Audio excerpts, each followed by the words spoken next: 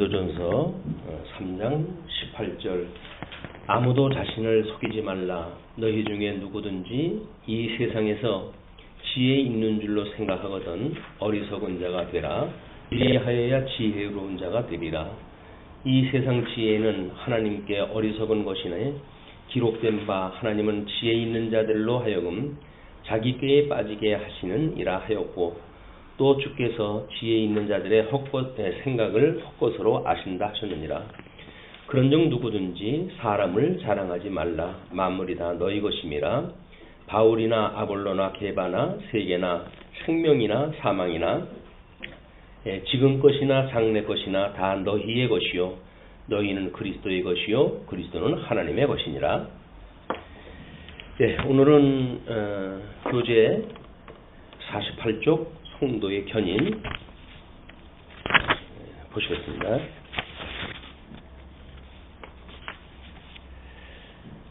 48쪽 성도의 견인, 일단 설명을 성도의 견인이란 견고하게 인내한다. 흔들림 없이 끝까지 반드시 견딘다 라는 내용으로 소개가 되어져 있습니다.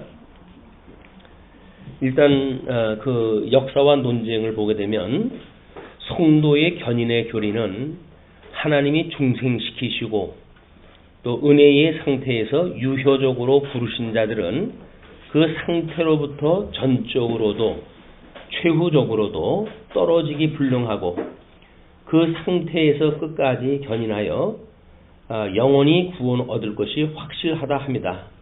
이 교리는 최초로 어거스틴에 의하여 솔직히 교훈되었으나 로마 교회는 자유의지의 교리를 포함하는 반펠라기우스주의를 가지니 만큼 성도의 견인의 교리를 부정하고 그들의 견인을 그들의 미확실한 순종에 의뢰하게 되었다.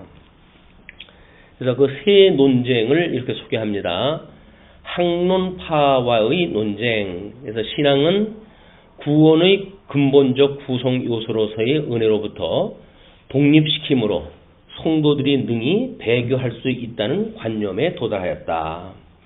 근데 로마와의 논쟁은 트렌드 회의는 말하기를 빌립보서 2장에 의하면 우리의 의지와 행동을 일으키시는 하나님이 또한 그가 시작하신 선행을 필하신다. 그러나 신자가 은혜에서 떠나지 않는 한 조건 아래서 이 일이 생긴다. 은혜는 능히 이루어질 수 있다고 한다. 그러나 고해는 은혜가 이루어진 때에 능히 붙잡아 은혜의 상태에 회복시킨다. 세 번째 루터파와의 논쟁입니다. 변할 수 없는 선택의 작정으로부터 은혜의 양도 불가능함을 사색적으로 변론하여 낸다고 보았다. 그들은 그리스도인의 그리스도를 굳게 붙잡음으로 위안을 받을 것일 뿐이라고 주장하였다.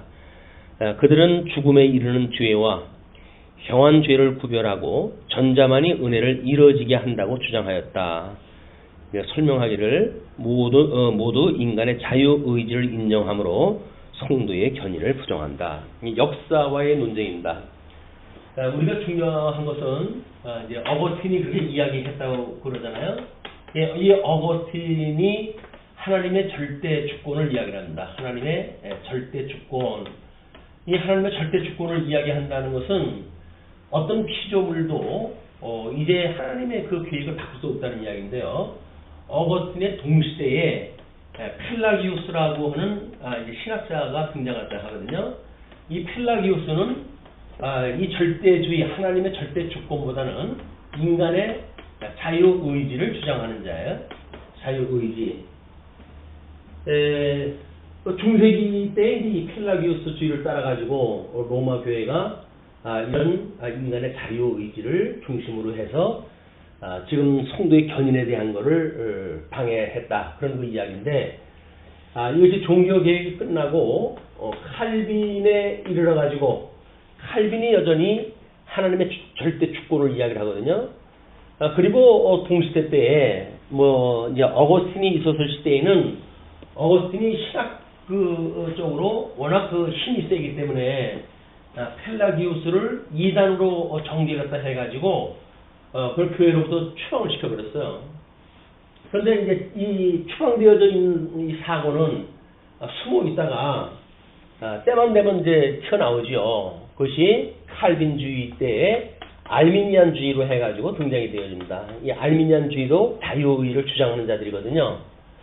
이거는 어떻게 보게 되면 우리 아담에게 하나님께서 양자 언약을 하셨을 때에 이제 가인이라고 하는 이 아들과 아벨이라고 하는 두 아들의 계보를 통해 가지고 피 흘림의 제사 하나님의 언약을 믿는 믿음의 이 아벨을 통한 계보와 그 다음에 가인은 자기의 어떤 동등한 제사라고 하는 행위를 중심으로 했던 그런 그 일로 인해 가지고 하나님이 제사를 받아들이지 않으시고 그러므로 동생 아벨을 돌로 쳐 죽였던 그런 가인의 계보죠. 이거는 신본주의라고 하는 이 주의와 그 다음에 인본주의라고 하는 우리 기독교 사상의 큰 맥을 이루고 있는 거예요. 성도의 견인이라고 하는 건 우리가 하나님 앞에서 이제 선택이 되어지게 되면 그 다음에 우리 하나님께서 우리 소명하신다고 그러지 않았어요? 소명을 했을 때 우리가 죽어져 있던 우리들이기 때문에 하나님께서 우리를 하나님께로 이렇게 다시 회개토록 하시지 않으면 하나님의 뜻을 알 수가 없으니까 하나님께서 우리를 회개를 갖다 주시고 회개되었을 때 비로소 우리 이 인생들은 이 하나님 앞에 우리가 죄인이라고 하는 걸 깨닫게 되어져요. 그 죄인이라고 하는 걸 깨닫게 됐을 때 하나님께서 우리들한테 믿음을 주십니다. 그래서 내가 너로 인해서 구원받는 것이 아니라 예수님이 우리를 위해서 대신 돌아가신 거야 라고 해가지고 믿음을 주시고 그 믿음을 보고 이제 성도들은 하나님 앞에 이 신앙을 유지하게 되어지나요. 그 신앙을 가지고 있는 성도들을 하나님께서 이 믿음을 보시고 의롭다고 칭해 주시는 거예요. 이 의롭다고 칭해 주신 사람을 요때까지가 보통은 이제 하나님께서 논리적으로 어떻게 하나님의 백성들을 인도해 가시는가에 대한 이야기라고 그랬고 이렇게 칭이 되어진 사람들 하나님의 성도라고 이야기를 합니다. 성도. 이 성도라고 하는 것은 하나님의 양자를 삼으셨다 그 이야기거든요. 하나님의 양자를 삼으셨다 그 이야기는 하나님의 아들이 되어졌다는 이야기예요. 성도가 되어졌다는 이야기고 이렇게 양자 되어진 성도들을 하나님께서는 성화시켜 가실 때 지난 시간까지 공부한 내용이에요. 성화시켜 가실 때 끝까지 백성들을 견인하신다. 이것이 이제 오늘 공부할 내용입니다. 견인하신다. 그리고 비로소 우리가 영화롭게 되어진다. 그 이야기예요. 영화롭게 되어진다. 그래서 선택이라고 하는 영원한 세계에서의 하나님의 계획은 이제 이런 계시세계 속에서 과정을 겪어가지고 비로소 육체의 장막을 벗어버리고 영화로운 때까지 이르는 걸 우리가 이걸 구원의 서정이라고 이렇게 공부하셨어요. 구원의 서정이에요. 우리가 구원을 받는 그 과정들을 보게 되면 이런 순서로 되어져 있다는 거거든요. 그러면 우리가 선택이라고 하는 하나님의 영원전 계획이 좀 이루어지는 일이기 때문에 이 과정에서의 어떤 변화가 영원한 선택을 바꿀 수가 없다라고 하는 것이 이런 하나님의 절대 주권을 이야기하는 사람들의 논리예요. 그런데 이 성화라고 하는 이 과정도 여전히 그러면 거듭나고 중생한 성도들이 하나님 앞에 살아갈 때 우리가 어떻게 이게 하나님에게 협력을 하는가라고 하는 신인 협력서를 주장하는 자들이 있잖아요. 인간이 오늘 마땅히 협력이 되어져야 성화가 되어져 간다는 이야기였었는데 우리 개혁교에서는 이거를 아니라고 부정하다 한 겁니다. 그래서 오직 성령의 감동을 받아가지고 하나님의 예수 그리스도 형상을 닮아가게 되어지는 거룩하게 변화되어져 간다. 근데 이 거룩하게 변화되어져 가는 사람들은 중간에 과연 하나님께서 버리시는 일이 있는가에 대한 이야기예요. 근데 지금 우리 들어가는 말에서 이야기했듯이 지금 그 성도의 견인이란 견고하게 인내한다. 틀림이 없이 끝까지 반드시 견딘다라고 하는 이야기예요. 이게 얘는 굳게 한다. 굳게 하도록 하나님께서 우리를 붙들고 계시다라고 하는 뜻이기 때문에 이 견인이라고 하는 그런 그 이야기는 하나님과 굳게 우리를 붙들고 계셔야 가능한 겁니다. 그래서 인간이 뭔가 자기 노력으로 이게 되어지는 개념이 아니에요. 그런데 우리가 이렇게 견인되어지는 거를 가져온 이 어거스틴 시대 때로부터 시작되어진 절대 주권에 대한 이야기가 로마 교회를 통해 가지고 여전히 인간의 자유의지화 되어져 갔고 이런 것들을 지금 학론파 또는 로마와의 교회 루터파의 논쟁을 통해 가지고 이 사람들을 모두 인간의 자유의지를 인정함으로 성도의 견인을 부정한다 이렇게 이야기가 되어진 거예요. 그럼 그 이후 물론 종교개혁 이후에 칼빈에 의해서 우리 장로교회가 세워진 거 아닙니까? 이 장로교회는 철저하게 신본주의적인 바탕을 가지고 있고 우리 칼빈의 5대 교리가 여전히 성도의 견인을 주장하는 거예요. 이 칼빈의 5대 교리를 보게 되면 우리 전적 타락을 이야기하죠. 우리 인간은 완전히 죽었다. 그 다음에 무조건 무제한 속죄를 갖다 이야기를 해요. 우리는 어떠한 제한적인 속죄가 아니라 하나님께서는 제한 없이 무제한으로 속죄하는 거다. 이게 영원한 완전한 속죄가 더 하신다는 이야기예요. 그 다음에 이걸 이 무제한 이 제한 속죄라고 이렇게 이야기를 하고 이 무제한 불가항력적 은총. 이건 이제 이쪽에 나오고 불가항력적 은총. 그 다음에 성도의 견인 이렇게 되어지는 거예요. 그러니까 무제한 제한 속죄요? 무제한? 아니 제한 속죄. 무조건 선택. 무조건 속죄야. 조건 없이.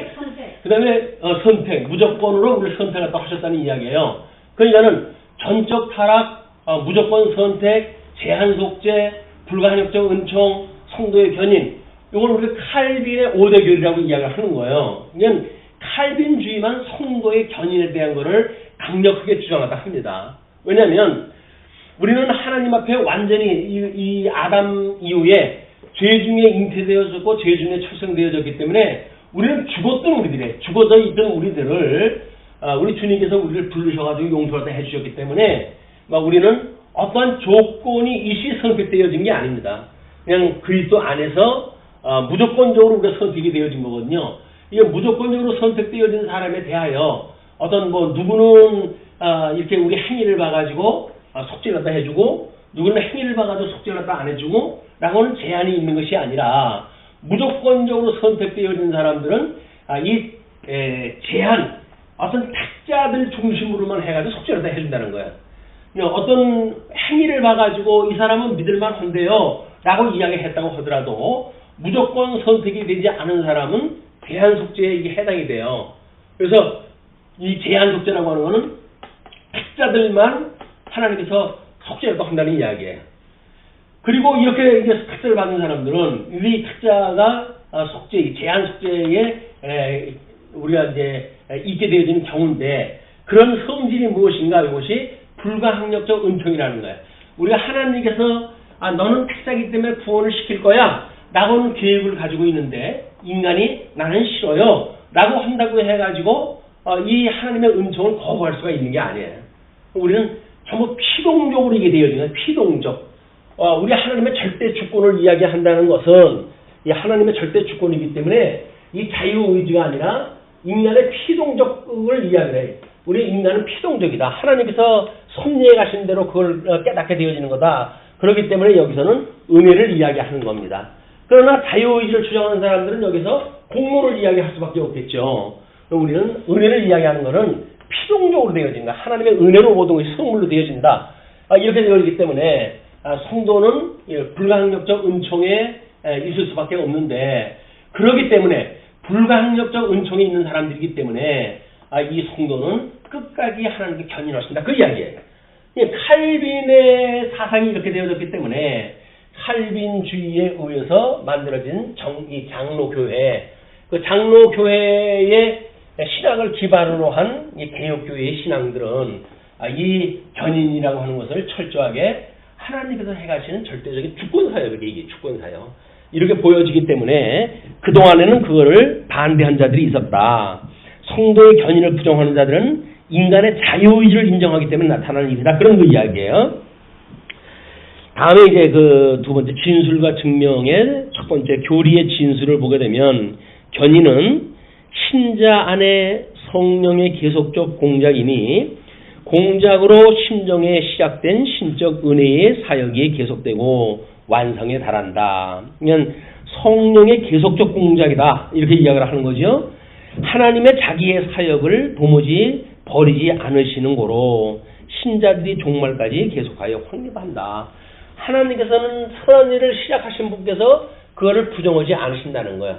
그래서 우리 저 선택으로부터 모든 일이 이렇게 되어서 우리 하나님 앞에 견인에 이르도록 되어져 있다. 이것이 우리 모든 성경 구절을 그렇게 보는 거 아닙니까? 지금 아가서도 선택적 사랑에 대한 걸 이야기하고 견인적 사랑을 이야기하는 거예요. 언약다선에 대한 그런 그 이야기도 선민국가가 창건되어지고 분국되어지고 유수가 되어졌지만 하나님께서 끝까지 견인하시기 위해서 회복이라고 하는 사역을 다 하신 거거든요. 성경적인 논리를 다 본다고 하더라도 이 견인이라고 하는 거는 부정할 수 없는 하나님의 사역이에요. 우리를 끝까지 지키시기 위한 이렇게 보시면 이제 됩니다. 그리고 이 성경의 증언에 대하여 로마서 11장 29절 하나님의 은사와 부르심에는 후회하심이 없느니라.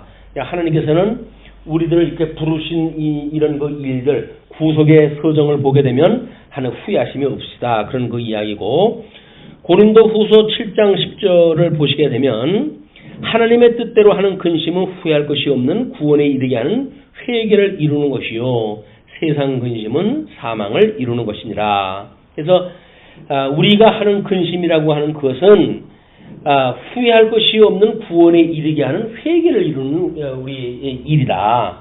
그러니까 하나님 앞에 우리 하나님께서 우리를 이렇게 부르셨사오니 하나님 나라에 이르도록 우리를 인도해 주세요 라고 하는 걸 우리가 끊임없이 기도하다 한단 말이에요. 그리고 너희 속에 착한 일을 시작한 신이가 그리스도 예수의 날까지 이루실 줄을 우리가 확신하노라. 빌립보서 1장 6절 말씀이죠. 자, 다음에 이제 세 번째 추론적 증명을 그리스도의 공로와 그다음에 중재 대언의 효력이다. 이렇게 이야기를 해요. 그래서 우리 그리스도가 당신의 교회 머리가 되시고 그리고 부활 승천하셔서 성령을 보내주셔가지고 이런 일을 다 하시기 때문에 중재 대언의 효력이 있는 것이다. 그 그리스도의 신부 연합이다. 우리 거듭났다라고 하는 그것이 예수님과의 한 몸이 이루는 거 아니에요. 그래서 우리가 한 몸이 되어졌다 같은 생명이라고 한다면 이미 이 견인할 이유가 없어요. 우리가 한 몸을 이루는 개념이 뭔지를 모르기 때문에 같은 생명에 우리가 살아가는데 그런 것이 끝까지 간다는 건 이걸 하는 진술이라 증명을 반대하는 이런 그 일들이 만들어진다. 그 다음에 마음의 성령과 말씀의 역사. 그래서 끊임없이 성령이 어떻게 우리를 주관하고 계시는지. 그래서 성령은 인식의 주관자이신데 우리가 성령을 깨닫게 하시고 믿으시게 하시고 알게 하시고 그리고 이 깨달아 알고 믿어 하나님을 경외 이루시는 것이 우리 성령 하나님의 사역이라고 그렇게 이야기를 했어요. 우리 성도들에 대한 인식의 사역.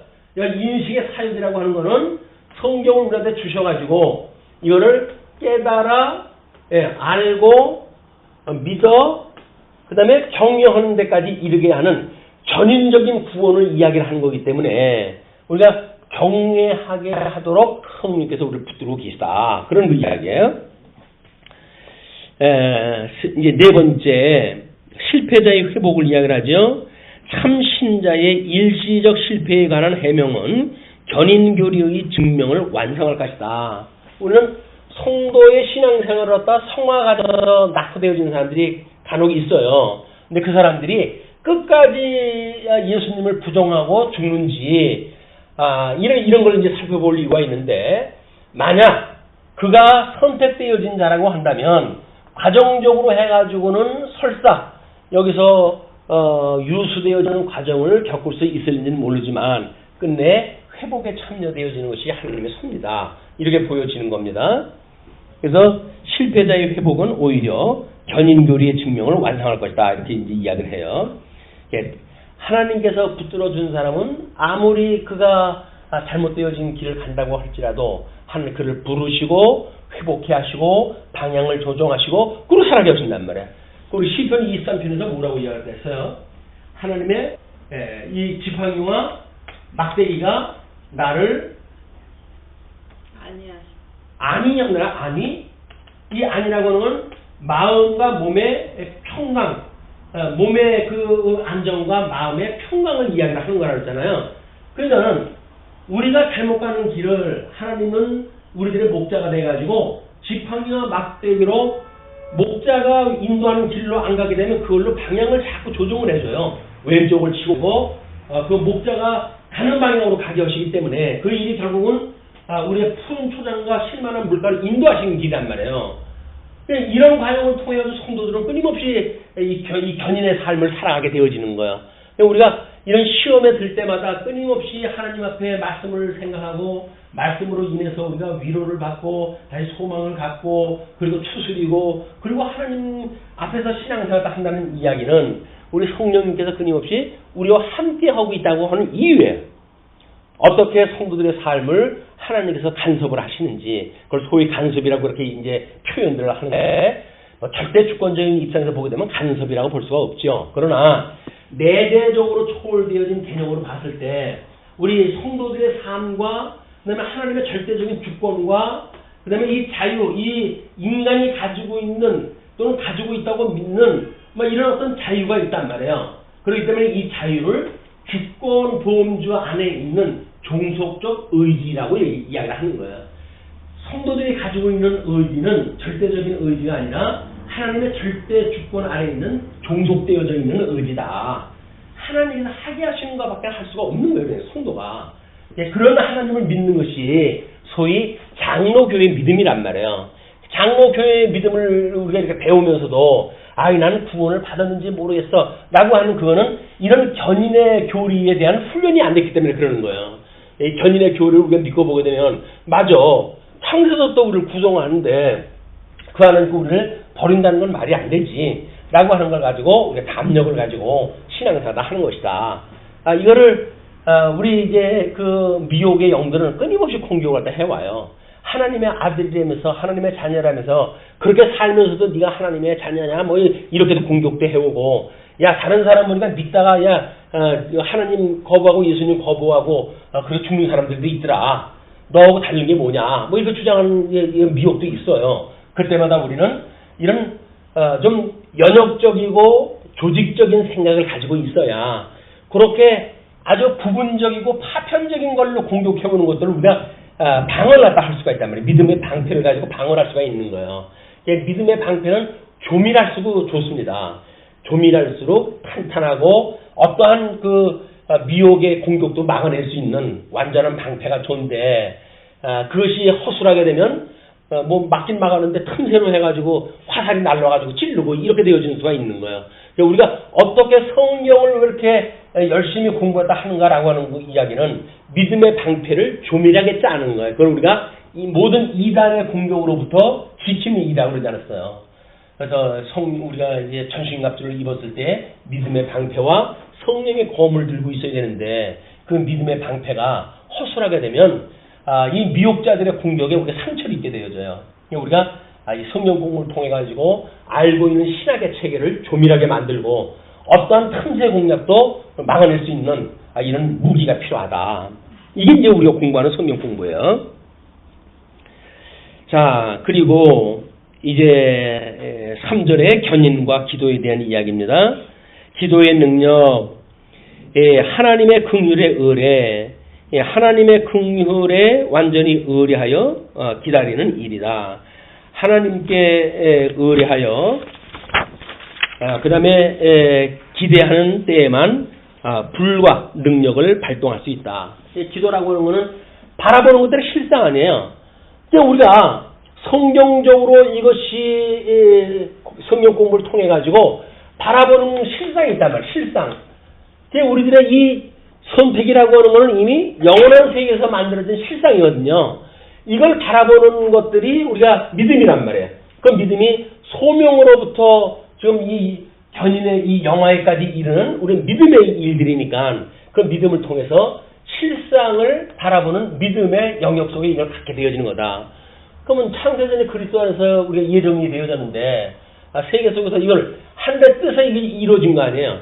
이것이 이루어진 것이 이 땅에서 이루어지는 건데 이 땅에서 이루어지는 것이 하늘에서 이루어진 것과 달리어서 뭐가 그릇될 수가 없단 말이에요.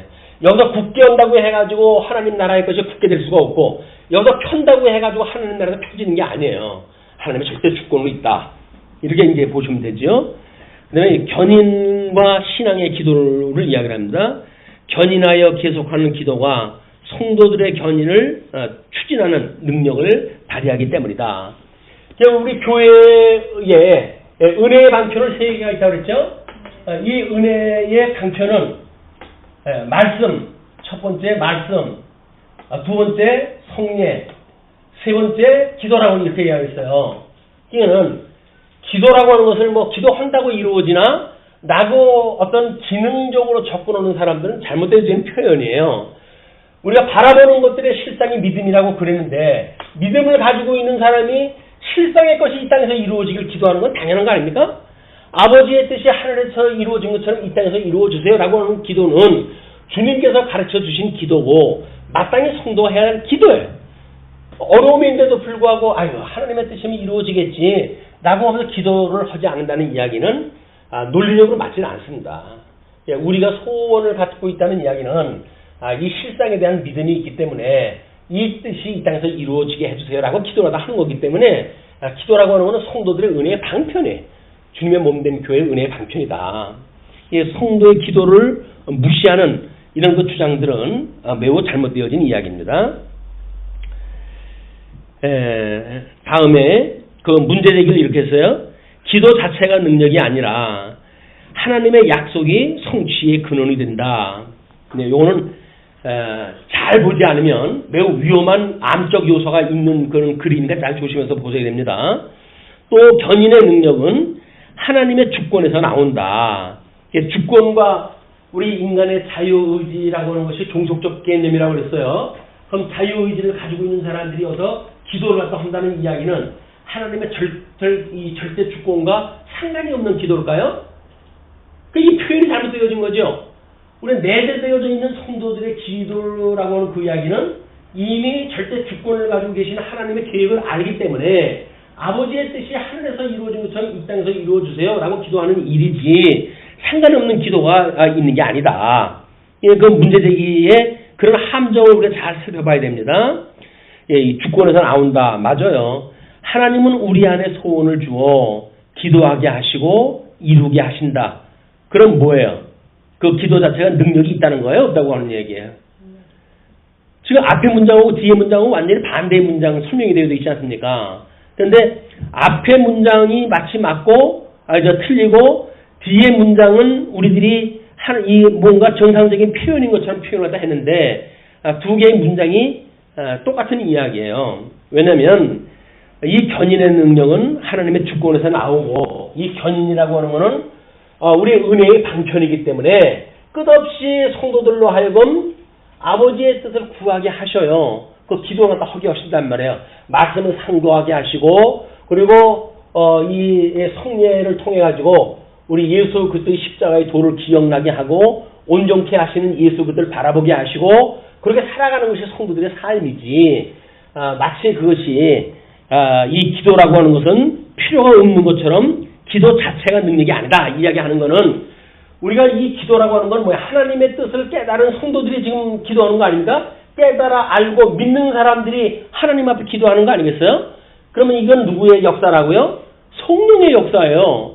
그 성령의 역사가 능력이 아니면 그건 뭐가 능력이라는 거예요?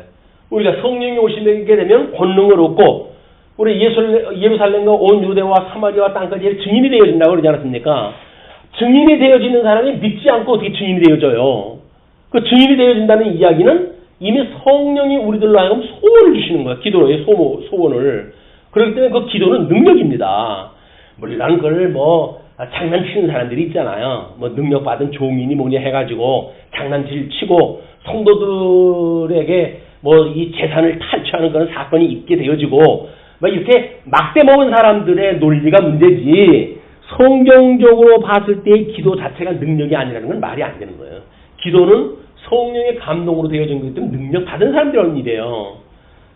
그런 거를 구데기 무서워서 장 못 담그듯이 마치 잘못 되어진 사람들이 말하는 거가 혼돈된다 싶으니까 그걸 전체를 지워버리는 일은 매우 잘못되어진 방식이다. 다음에 대도의 효과라고 이렇게 이야기를 했어요. 대도라고 하는 것은 대신 기도의 이야기인데 성경에서의 대도는 사도들에 의하여 반복 치중되었다. 그리스도의 대도는 복음의 전도에 병에 죄로 인한 공공에 능히 관설할 수 있으나 또한 세상에서의 신자의 보존에 관심을 가지는 것이다. 그래서 우리가 중보기도라는 용어를 쓰고 그러잖아요. 중보기도는 예수님만 하실 수 있는 게 중보기도예요. 중보자의 기도로. 근데 성도들끼리 하는 거는 대도, 대신해주는 기도를 갖다 이야기를 하는 겁니다. 그래서 이제 교계에서 가끔 잘못되어져 있는 어떤 표현 이런 걸 이야기를 할 때 중보기도 이런 것들이 언급되어지고 그래요. 우리는 중보기도라고 하는 말 대신에 대도라고 하는 말을 쓰는 것이 옳습니다. 그 다음에 지상에서의 대도예요. 대제사적 기도, 자기 백성을 위해서 하는 대도고 기타 대도, 제자들을 위한 기도이기도 합니다. 그 다음에 성령의 기도, 성령의 기도는 우리의 연약과 연락하여 언급되었다. 그 설명을 이렇게 보충합니다. 성령의 감동으로 기록된 말씀을 잘 깨닫게 하여 그 소원을 가지고 성령의 뜻대로 기도하게 된다.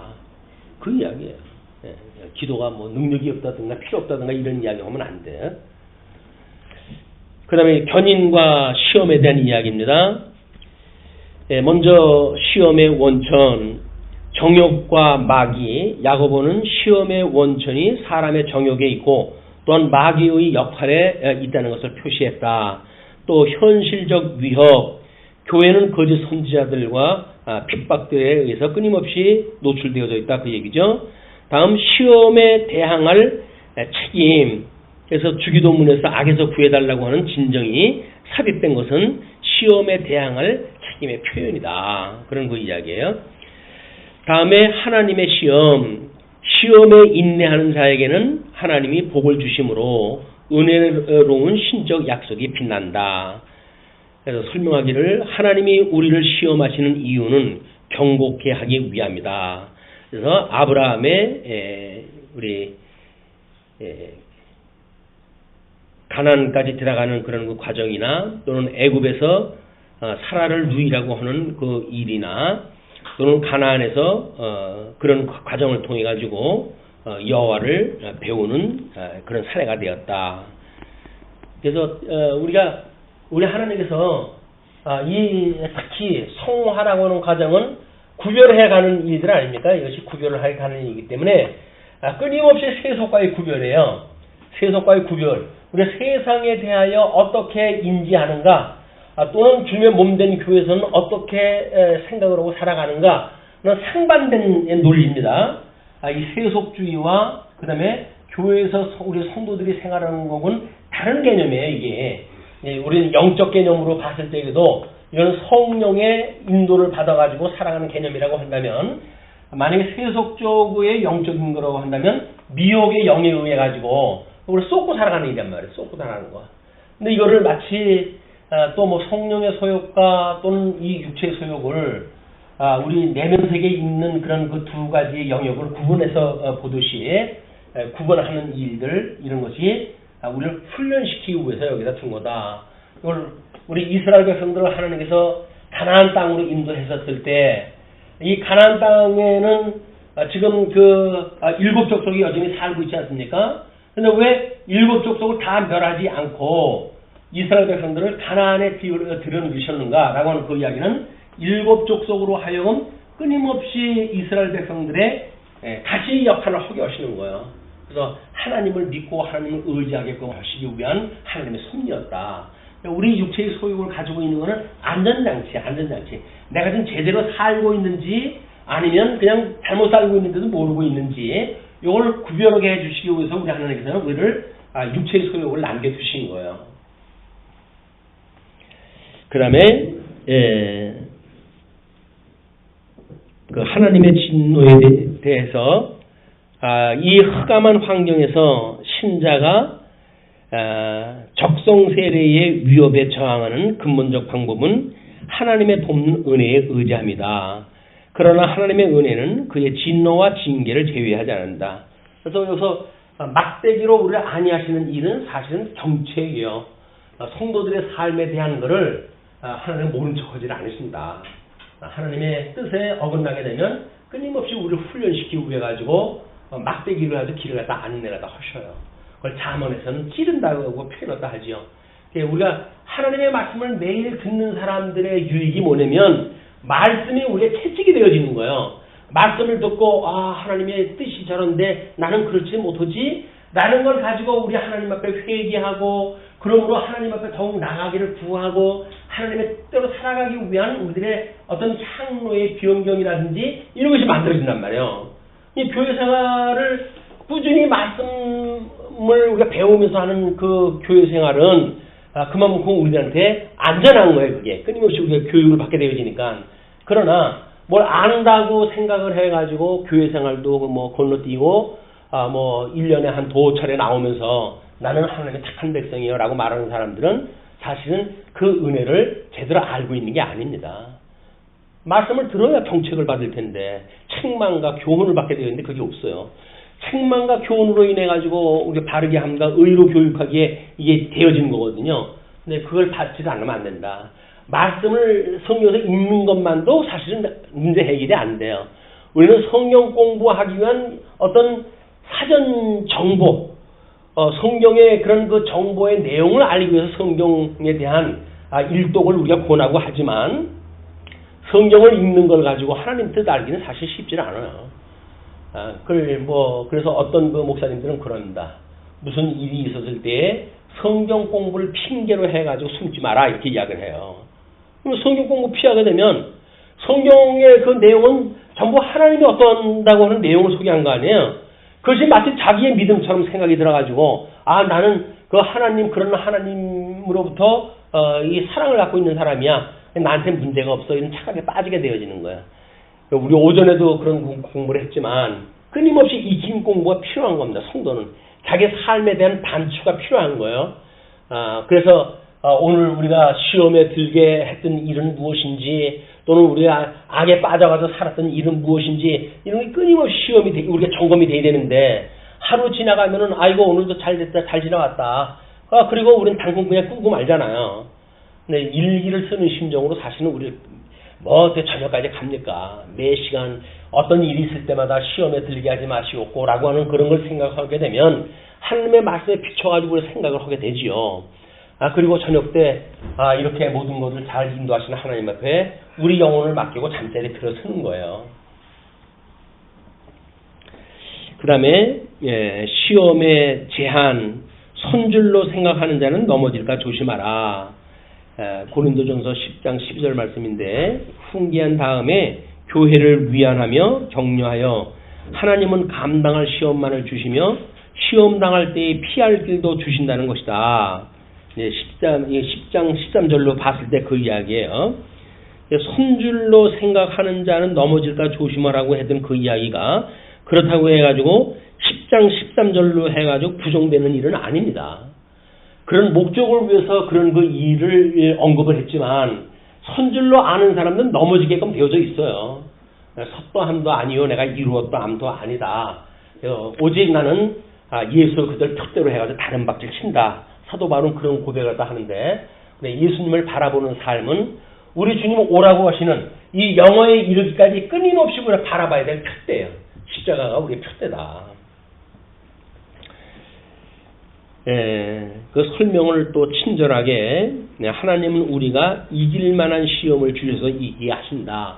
문제는 이 선택이라고 하는 그 이야기가 하나님께서 하늘에서 이루신 일이에요. 근데 정말 하늘에서 이루어졌다고 믿는 우리의 믿음을 가지고 있다고 한다면 실상을 우리가 믿는 거 아니에요. 근데 실상을 믿지 않는다는 이야기는 뭐예요? 여기서 대충 우리들의 어떤 안위를 위해 가지고 그렇게 우정 믿는 거예요. 거짓으로 믿는 거. 나는 택자이기 때문에 나는 하나님과 구원받았기 때문에 멸망받지 않아. 라고는 형식 논리를 가지고 자기 위로하는 건 소용이 없어요. 정말 이것이 실상으로 보인다는 거예요. 하나님을 구원했다는 걸 보인다는 거예요. 예수 그리스도와 우리가 한 몸이 되어져 가지고 이 성화 거룩함에 이르러 가지고 예수님의 형상을 닮아 가지고 살아가는 삶이 뭐예요? 요한계시록의 마지막 그 부분이에요. 성도 구원받은 성도들이 어떻게 하나님과 영원무궁토록 하나님을 예배하며 살아가는지 그게 만약에 믿어진다고 한다면 여기서 우리가 막길로 간다고 하면서 그걸 믿지 않는 일은 안 되죠. 여기서 우리가 막길로 간다고 하게 되면 우리가 그걸 믿지 않는 게 실상을 보는 게 아니에요. 사실은 그냥 여기서 배웠던 교회 생활 또는 종교 행위를 통해서 배웠던 막연한 기도 생활이 있어요. 그 생활은 기도라고는 뭐예요? 이 실상으로 이루어지는 하나님의 뜻, 하늘에서 이루어진 뜻을 구하는 것이 아니라 여기서 자기가 만들어낸 논리대로 뭔가 이루어 달라고 하는 이야기예요. 억지예요. 그런 이야기는 그런 기도는 하나님이 들어주시지 않는다. 그런 그 이야기를 수없이 해온 겁니다. 그거를 이제 과정 중에 뭐 하나님의 그 기도를 뭐 한다고 들어주느냐 뭐 이런 이해 못할 표현이 있기 때문에 우리가 경계를 해야 되겠지만 여기서 우리들이 만들어내고 우리들의 유익을 위한 기도는 하나님께서 들어주시질 않죠. 하나님이 우리를 사랑하시기 때문에 안 들어주는 일이에요. 내 뜻대로 마옵시고 아버지의 뜻대로 해달라고 하는 실상에 우리가 뭘 보겠다고 한다면 십자가에서 죽는 일을 할지라도 그걸 내 뜻대로 하지 말게 해달라고 기도할 수밖에 없잖아요. 왜? 실상의 세계에서는 이미 영원한 그 어린 양의 십자가에 피 흘림의 사고가 있는 건데 여기에서 이 세상에서 이루어지지 않았으면 좋겠어요 라고 하는 이야기는 맞지 않는다. 다음에 견인의 위안입니다. 성도의 견인은 구원의 확신을 지원하여 그들을 위안한다. 우리 칼빈의 5대 교리처럼 난 죽었든 나야. 나는 죽었었어. 죽었든 난데 우리 주님께서 나를 내가 살려달라고 하지 않는데 불구하고 이런 무조건 선택과 제한 속죄를 인해 가지고 우리를 구원하다 해주셨어. 라고 만약에 믿는다고 한다면 이것이 우리가 거듭남의 비밀이라고 했잖아요. 거듭남. 이 거듭남이라는 건 뭐예요? 죽었던 우리가 살아났다는 이야기, 새로운 생명을 얻었다. 나고는 생명에 이르렀다고 한다면 이게 믿어진다고 한다면 견인이라고 하는 건 믿지 않을 수가 없다. 그런데 여기서 견인의 원리, 견인이라고 하는 과정을 공부하고 있지만 내가 예수 그리스도로 함께 세례를 받았어. 예수님과 함께 죽고 예수님과 함께 살았어. 나는 이미 죽어서 없고 이제 내가 육체 안에 사는 거는 예수 그리스도 안에서 사는 나야. 나는 자기의 새로운 정체성, 새로운 피조물이라고 하는 자기 정체성을 알았을 때 우리는 견인의 확신을 갖게 되어지는 거예요. 거듭남의 비밀을 알았기 때문에 예수님과 우리가 한 몸을 이루었는데 어떻게 이게 안 이루어질 수가 있겠어요. 그런데 한 몸이 됐는지 안 됐는지는 잘 모르겠어. 구원을 받았다고 내가 생각을 하는데 그 구원받은 것이 예수님과 한 몸이 되어졌다는 개념인지 거듭났다고 하는 개념인지 잘 모르겠어 라고 한다면 우리가 다시 점검할 필요가 있는 거예요. 성경을 통해 가지고. 자, 이렇게 해서 하나님의 은혜의 항구성을 이야기를 합니다. 신앙은 항상 하나님의 은혜의 확고성과 신실성에 의뢰한다. 이 항구적인 은혜 때문에 신앙이 계속을 유지하여 견인을 가능하게 한다. 이거는 영원한 하나님의 그런 은혜를 우리가 알기 때문에 그렇다 이야기죠. 아버지의 뜻이 하늘에서 이루어진 것처럼 이 땅에서 이루어진 일이기 때문에 이 땅에서 이루어지는 모든 구원의 역사는 이미 하나님 나라에서 다 이루어진 것이다. 그 믿음으로 우리는 그 실상을 보고 있다. 그런 그 이야기예요. 기업의 약속, 이 기업의 전망은 하나님의 약속에 기초하였다. 그래서 의와 나라를 구하라고 하셨던 그런 그 일도 양대언약이라고 측면에서 보게 되면 너무 분명한 겁니다.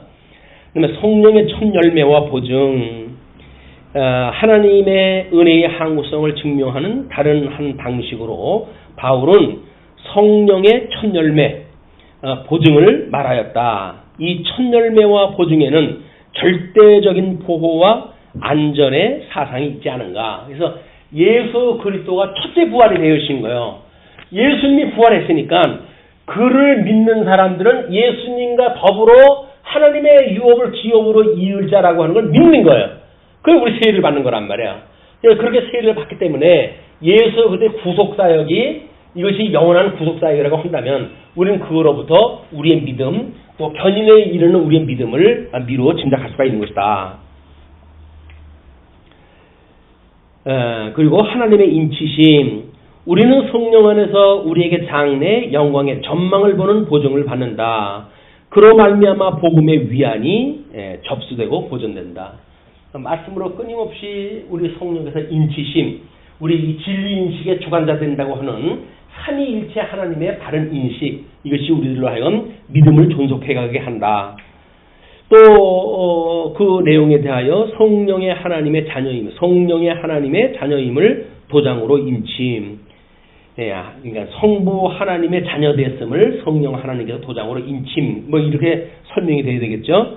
성령의 감동에 하나님의 말씀이 깨달아짐은 하나님의 자녀임의 확증이다. 그래서 이 우리의 모든 믿음은 깨달음으로부터 시작이에요. 깨달음으로부터. 뭐 성령의 정보를 얼마나 알고 있느냐라고 하는 그런 개념이 아닙니다.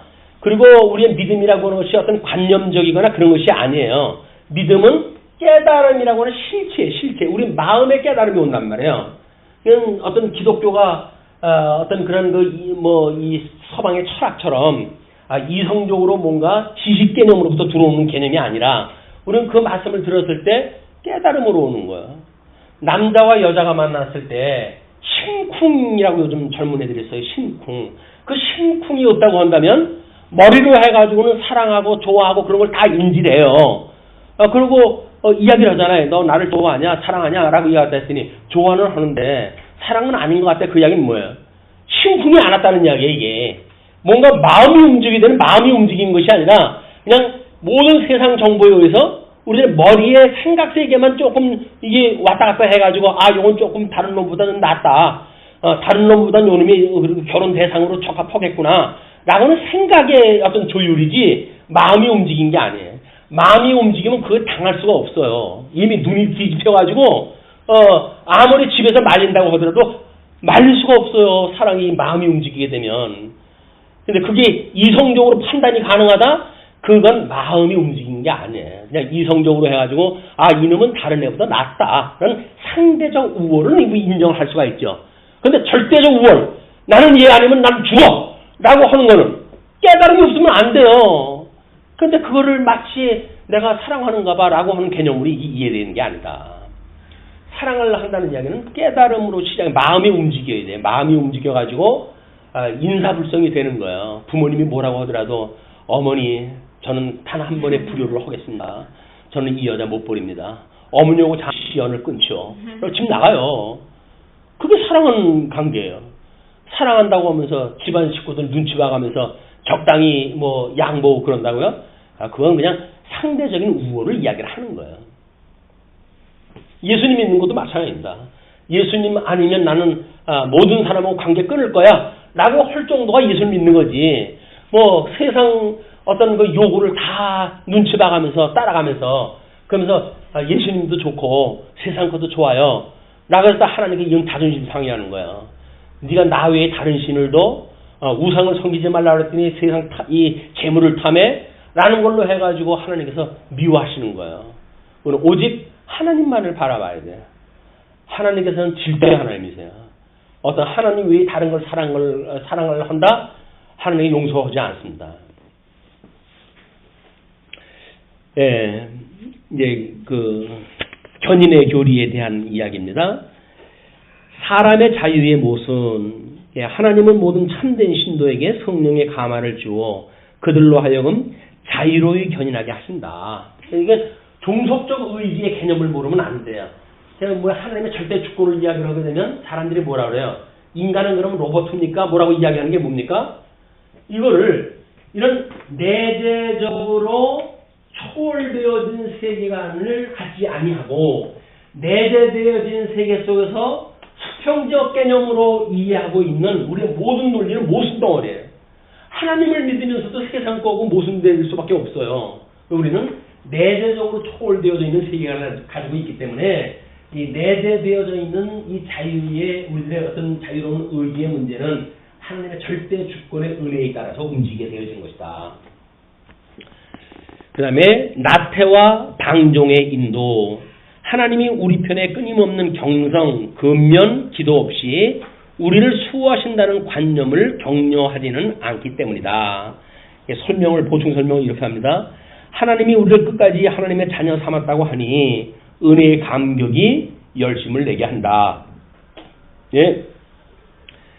하나님이 같은 생명이 되어졌고 예수님의 새로운 피조물이 되어졌고 예수님하고 우리가 신비로운 연합에 이르렀고 그래야 우리가 중생되어지고 거듭나가지고 새로운 피조물이 되어졌다고 우리 신앙 고백을 하는 한 예수님하고 우리하고는 뗄 수 없는 관계 아닙니까?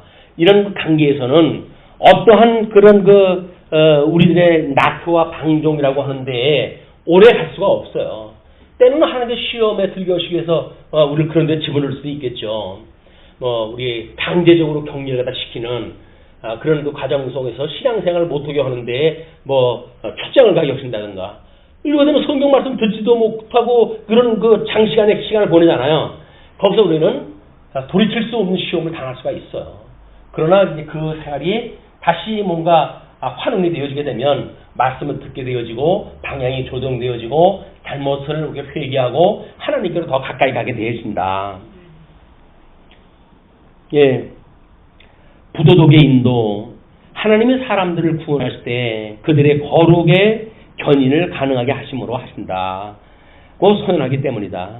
예, 설명을 하나님이 천국 가게 했으니 마음대로 살게 되는가? 예, 마음이 평안한데 부도덕으로 빠지는가? 성령이 붙들고 있는 한 부도덕으로 들게 하지 않는다. 부도덕이 뭐예요? 부도덕이. 그게 도덕법이에요.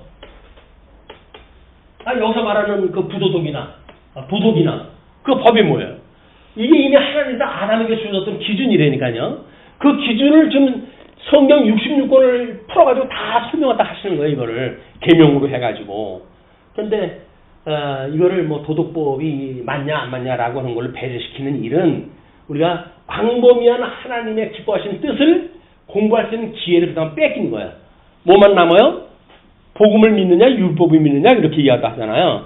단순한 그 논리가 아니에요. 우리가 율법을 믿느냐 복음을 믿느냐라고 하는 그 내용을 하게 되면 뭐예요? 전부 하나님께 좋아하시는 뜻이라니까요. 생육 번성하기 위해서는 하나님이 좋아하시는 뜻이 뭘까? 우리가 땅을 정복하고 땅을 차지할 때는 하나님이 좋아하시는 뜻이 뭘까? 만사만물을 다스릴 적에 하나님이 기뻐하시는 뜻이 뭘까? 라고 하는 거예요. 원리적으로야 우리가 사직생의 원리니 연주법의 원리니 봉주치의 원리라고 해가지고 간편하게 조직을 갖다 해놨지만 이걸 풀게 되면 세상의 모든 법에 대한 이야기라니까요. 어떤 것도 들어가지 않는 게 없어요. 근데 성경에 있는 내용만도 공부하기가 어려운데 이런 법에 대한 걸 공부하려니까 너무 머리가 터지니까 일축을 갖다 해버리고 복음이냐 율법이냐 라고 하는 걸로 우리가 생각을 하는데 그렇지 않다. 이제 십계명에 대한 건 나중에 이제 다시 기회가 있으면 한번 하기로 하고요. 그 다음에 성경의 위반이다. 배교에 대한 경고, 성화 계속의 권면, 배교의 신뢰 이런 걸 통해 가지고 성경에서 끊임없이 경책을 하고 계신 거예요. 또 이 의의 결과 견인교리가 성경에 위반한다는 성구들은 신앙생활의 계속성에 반대하고 사람의 선택의 자유를 주장한다고 해석된다. 그러나 성경에는 또한 하나님의 은혜의 불가항성 또 이런 그 불변성, 신실성, 확고부동성을 역사라는 성구들이 훈계, 호소, 경고를 바라는 성구들의 참단 의도를 알려준다. 성경은 끊임없이 그 이야기하고 있다. 그 이야기예요.